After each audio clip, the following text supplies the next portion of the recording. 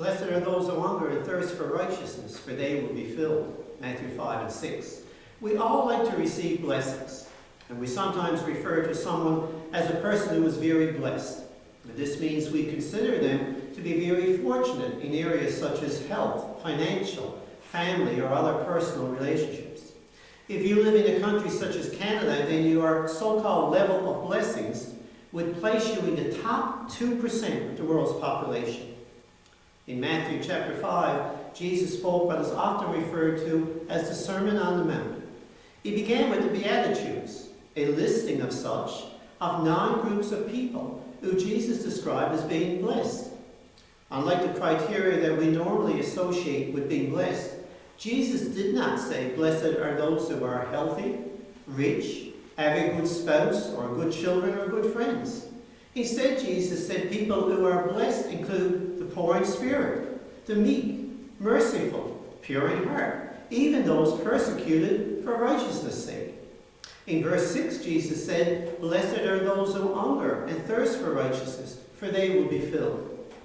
Society generally defines righteousness as behavior that is morally justifiable.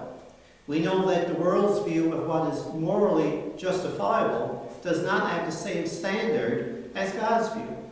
As a society, we have watered down acceptable behavior to include whatever we feel is right in our own eyes. God views righteousness as a state of moral perfection, something we could never achieve on our own. Romans 3 and 20 tells us no one will be declared righteous in God's sight by the things we do. So what did Jesus mean when he told us to hunger and thirst for righteousness? It means having a sincere desire to do what is right in God's eyes and always striving towards that goal. However, recognizing that we could never be perfect and perfection is God's standard, then we must accept the fact that righteousness can only be obtained in one way. Romans 3 and 22 tells us righteousness is given through faith in Jesus Christ to all who believe. Jesus, the sinless Son of God, took our sin upon himself when he died on the cross of Calvary. His sacrifice means Christ's perfect righteousness can be applied to our lives. We are truly blessed when our desire to be righteous, our desire to be made right with God, leads us to seeking forgiveness for our sin and accepting Jesus as our Savior.